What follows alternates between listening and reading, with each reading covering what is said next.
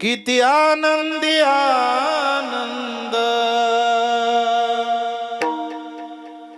किती आनंदी आनंद, या झोपडीत माझ्या, या झोपडीत माझ्या,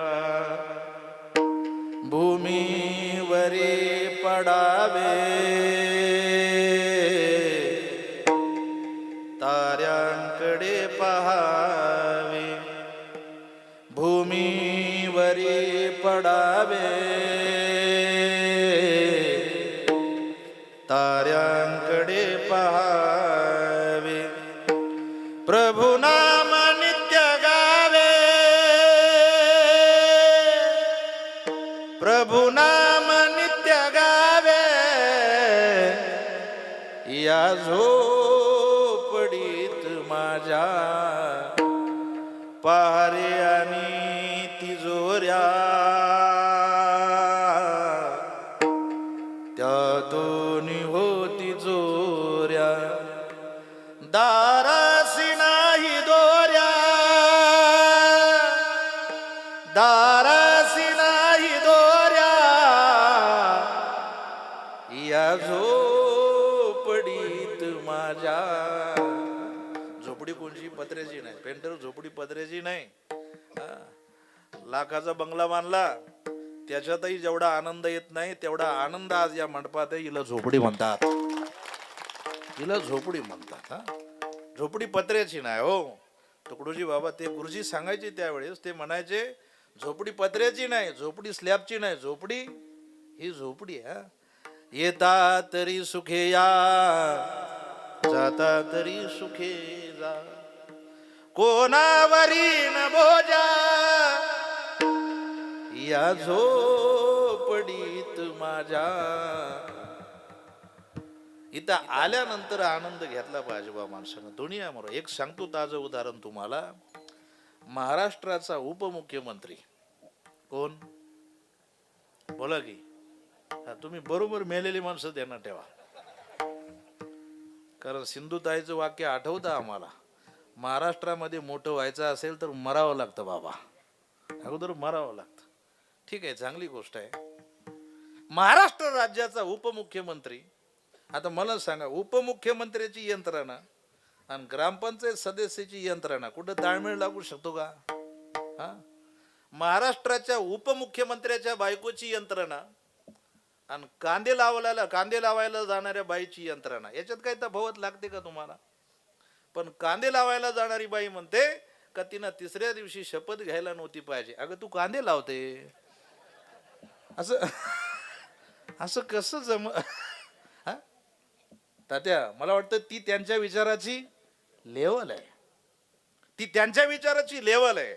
आणि एक गोष्ट सांगतो तुम्हाला, ऐका बारकाय ना. ज्याला मोठं व्हायचंय त्यानं काळजीपूर्वक ऐका. जेवढा माणूस मोठ्याच्या संगतीत राहतो, माणूस त्याच पटीत मोठा होत असतो.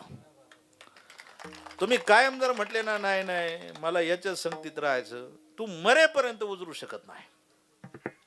स्वप्न मोठी बघितली पाहिजे, आणि स्वप्न झोपताना नाही बघितले पाहिजे. स्वप्न डोळे उघडे ठेवून बघितले पाहिजे. आणि डोळे उघडे ठेवून स्वप्न बघितले का ते स्वप्न कसे पूर्ण होत नाही ते मला आणि माझ्या बापाला विचारा. 100% होतात, पण त्याच्याकरता आपल्या विचाराची लेवल वाढली पाहिजे. आपण चर्चा केली, चर्चा या करता केली, चर्चा करणारानं आणि मीडियावर त्याची जाहिरातबाजी करणारानं 5-50 लाख रुपये मीडियावाला कमवून बसला. मीडियावाला त्याकरता ओरडत होता का तिसऱ्या दिवशी शपथ नव्हती घ्यायला पाहिजे, पण आपल्याला उद्या परत कांदेच लावायला जायचंय, आपल्याला परत गोठ्यातलं शेणच उचलायचंय. ते उपमुख्यमंत्री आहे, ज्याच्या त्याच्या विचाराची लेवल असते. जाऊ द्या, मला ते सांगायचं नाही. सांगायचंय काय, महाराष्ट्र राज्याचा उपमुख्यमंत्री 8:15 वाजता विमानात बसतो, माहिती नसतं, कल्पना नसते का 9:15 वाजता मी या दुनियेत राहणार नाही. सकाळी 8:15 बसलेला माणूस 9:15 वाजता मी राहील का नाही याची शाश्वती नसते. जर उपमुख्यमंत्र्याची शाश्वती नाही तर तुमचं माझं काय घेऊन बसली काका? वेळ आपल्या हातात नाही, वेळ बसून राहत नाही, काटा फिरत राहतो. फक्त एकच गोष्ट सांगतो, वेळ आपल्या हातात नाही ना, मग ही मिळालेली वेळ, हे वेळ देणारा माझा परमेश्वर आहे. हा मिळालेला क्षण हे देणारा माझा भगवंत आहे. पण तो क्षण आनंदात घालायचा, तो क्षण परमार्थात व्यतीत करायचा, तो क्षण बोगस महाराज आपल्याला व्यतीत करायचा, हे सूत्र भगवंतानं तुमच्या माझ्या हातात ठेवलंय. पण जी माणसं तो मिळालेला क्षण परमार्थात आणि आनंदात व्यतीत करतात, त्या माणसाचं 100% कर्म चांगलं असतं, म्हणून त्यांना ती बुद्धी भेटते. पण ज्याला मिळालेली वेळ, मिळालेल्या वेळेचा वापरही करता येत नाही, त्यानं समजायचं हे 100% माझं मागच्या जन्मीतलं पाप आहे. मिळालेली वेळ, योग्य वयात मिळालेली वेळ आमच्या भरतांनाला फायदा करून घेतला. आज महाराष्ट्रामध्ये पखवाज नाव ऐकलं का अण्णाचं नाव अगोदर येतं पुढं. गायनाचं नाव ऐका, आमची बापू सारखी माणसं, आमच्या तात्यांसारखी माणसं लगेच समोर येतात. तुम्हाला वाटतं यांनी वेळ वायाला घातला? नाही नाही, आलेला वेळ. आता मला सांगा, आता 85चा म्हातारा गेला तात्याकडं, तात्याला म्हणला, तात्या आपल्याला नाही, आपल्याला क्लास घेता का माझे? तात्या म्हणले घेईन ना. पण ते म्हणले तुम्ही माझ्या वयात बसले पाहिजे बा. मग त्यांना आधार कार्डावरचं वय कमी केलं. तो म्हणा माझं वय कमी आहे, जमल का? आधार कार्डावर तुम्ही वय कमी करू शकता, पण गेलेली वेळ परत आणू शकत नाही.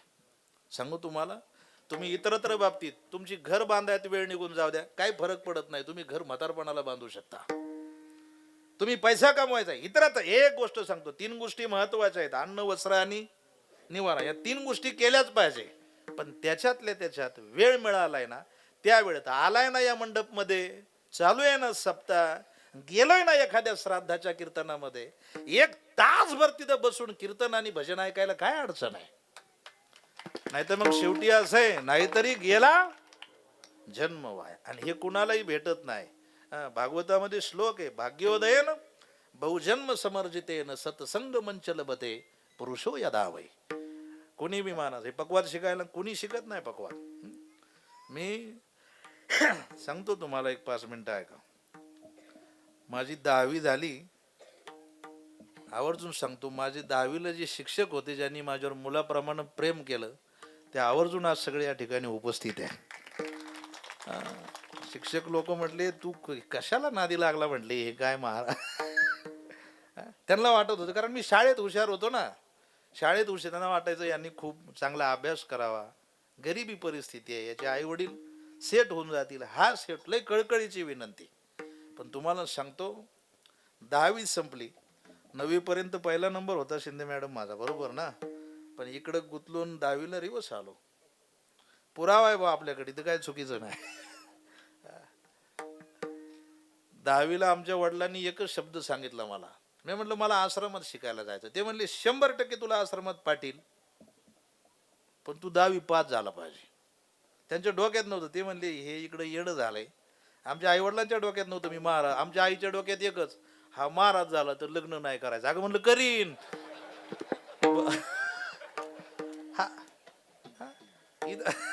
तिच्या डोक्यात एवढंच, बाबा दंडोत बाबा. आमच्या आईला वाटायचं हा महानुभवच होतो काय काय. अरे म्हणलं महानुभव नाही व्हायचं, मला महाराज व्हायचंय. आईचे विचार. 10वी झाली, पास झालो आणि जायचं शिकायला. त्यावेळीची परिस्थिती म्हणजे सगळं सांगितलं तुम्हाला तर तुम्हालाही विशेष वाटेल, पण मला सांगायचं आहे काय मुद्दा काळजीपूर्वक आहे का. मला 10वी नंतर जायचंच आश्रमात, तर धोतर घ्यायला पैसे नाही. त्यांना म्हटलं काही करा, पण मला 6 महिने काम द्या गोठ्यावर तुमच्या, काही काम करेल. 6 महिने त्यांच्या इथं गायांचं शेणपाणी सगळ्या गोष्टी केल्या. तशा अवस्थेत जायचंय, पण तिथं सोडील कोण मला आश्रमामध्ये, नेऊन कोण सोडेल वडिलांना माहिती नाही, कोणाचं सपोर्ट नाही. तेव्हा आता भरपूर मंडळी आहेत, तेव्हा कोणी नव्हतं. तेव्हा माझ्या पाठीवर फक्त माझा बाप आणि माझी आई, याच्या व्यतिरिक्त दुसरं कोणीच नव्हतं माझ्या पाठीमागं. पण बापाचं एक टार्गेट होतं. ते म्हणले 10वी पास झाला का तुला पाठवेल. ठीक आहे.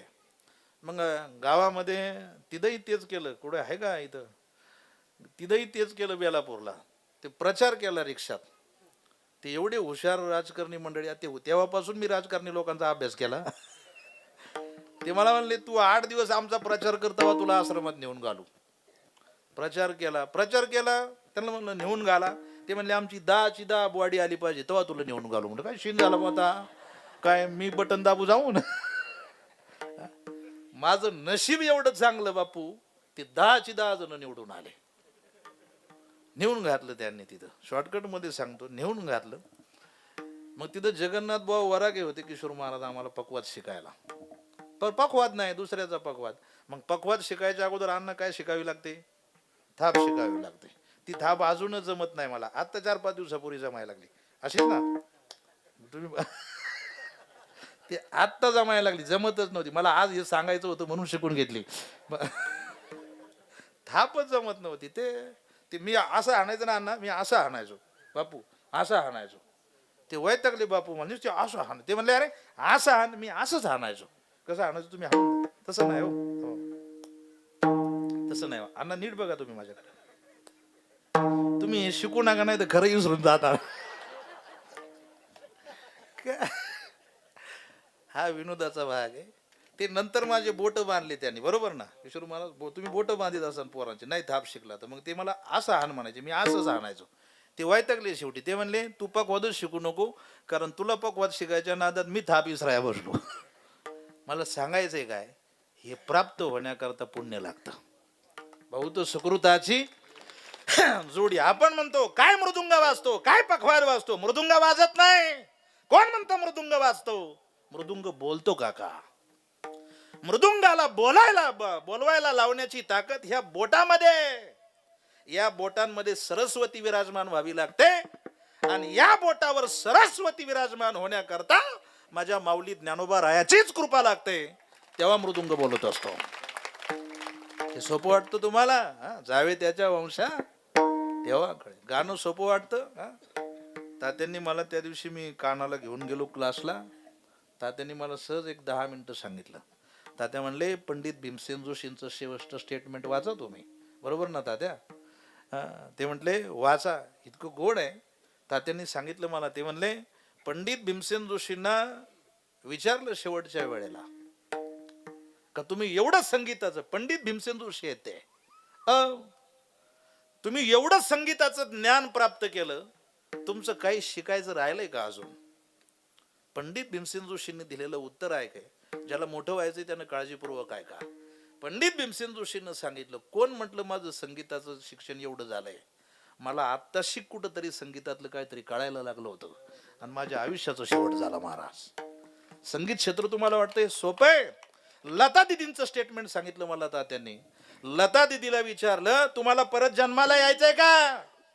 लता दिदीनं सांगितलं 100% मला पुन्हा जन्माला यायचंय. दुसरा प्रश्न आहे, पुन्हा जन्माला आल्यानंतर तुम्हाला हे गाणं शिकायचंय का? लता दिदीनं सांगितलं नाही, मला गाणं शिकायचं नाही. विचारलं समोरच्यानं का शिकायचं नाही? लता दिदीनं सांगितलं माझं गाणं अख्ख्या जगाला आवडलं, माझं गाणं अख्ख्या महाराष्ट्राला आवडलं, माझं गाणं अख्ख्या भारताला आवडलं, पण माझ्या गाण्यामागच्या दुःखाचा विचार माझ्या घरच्यांनी सुद्धा केला नाही, म्हणून मला गाणं शिकायचं नाही. जावे त्याच्या वंशा तेव्हाकडे. तुम्ही आता गप्पा आणता, महाराज लोकांची लई मजा आहे. महाराज लोकांची 5 बोट, तुझे बी बुडव ना डालड्यात. मी लई बोलतो बाहेर, पण आवरलो थोडं. महाराज हे लई अवघड आहे. प्रवासाचं दुःख भयानक आहे. सगळ्यात भयानक दुःख प्रवासाचं आहे महाराज. हे सोपं नाही. याच्याकरता एकच सांगतो तुम्हाला, जाऊ द्या यांचं बाकीचं जाऊ द्या, माझा आवाज गेला. त्या आवाजाच्या काळामध्ये महाराष्ट्रामध्ये महाराज आहेत काही माणसं, पण त्या 2 वर्ष गप होतो मी, बरोबर ना समाधान भाऊ? काय नव्हतो, 2 वर्ष गप होतो. त्याच्या अगोदर नेटकेचा अण्णांचा माझा परिचय झाला होता. ह्या अण्णा, मी 2-3 जणांना म्हटलो ना आमच्या अण्णा येणार आहे आज, आमच्या अण्णा येणार आहे आज. ह्या अण्णा पिंपरी चिंचवडचे. त्या काळाला एवढा एकमेव माणूस आहे. सांगितलं काय नाही, प्रकाश भाऊ असतील इथं. प्रकाश भाऊच्या खिशात पैसे टाकून गेले, ते हँग झाले. ते म्हणले एवढे पैसे टाकले कशाला यांनी? आणि अण्णांनी सांगितलं हे खायला पैसे आहेत पेशंटला. महाराज काही बोटावर मोजण्या इतके माणसं विचार करणारी भेटतात आम्हाला. त्या 2 वर्षात दुसरा एकानं फोन सुद्धा केला नाही, भाऊ तू बरा आहे का. हा समाज आहे. अण्णा लय वाजवतो, अण्णा सारखा पकवाद वाजत नाही. पण महाराज तुम्ही बघा, त्याला वाजवायला ताकद किती लागते, एनर्जी किती लागते. हे सोपं नाही हो. जाऊ दे, एकच सांगतो तुम्हाला, जाऊ दे, हे सगळं आम्ही का करतो, तेवढ्याच उत्साहानं ही सगळी मंडळी का करतात, त्याला एकच कारण आहे, आम्हाला घरातल्यापेक्षा सुद्धा या ठिकाणी आनंद वाटतो आणि सगळं आम्हाला भेटतंय. एकच सांगतो, चला ऐका. पत्रिकावर नाव पाहिलं यावर्षी महिला मंडळाने. महिला मंडळ म्हटल्या गावात 13-14 वर्ष झाले काला ऐकतो, पण आज बाबाच्याच घरी बाबाचं कीर्तन ऐकायचंय. तुमची चर्चा ऐकली मी काल टँकर मागं थांबवून. सांगू का.